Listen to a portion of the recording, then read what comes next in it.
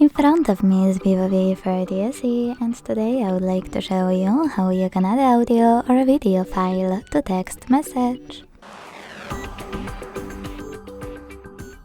Begin by opening Messages app and selecting or creating a chat. Now click on this plus at the bottom left corner, and to add an audio file, select Files. Then choose Audio at the top, use one of those apps, or click on those three lines at the top left corner to pick one of those sources. Either way, when you find your file, just click on it. If you want to add a video one, hit Gallery section over here. Tap on your video to add it. Or if you can't find it here, select Folders and look for it in your Albums app.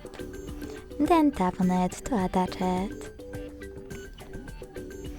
Thanks so much for watching. If you enjoyed this video, leave a like, comment and subscribe. Bye!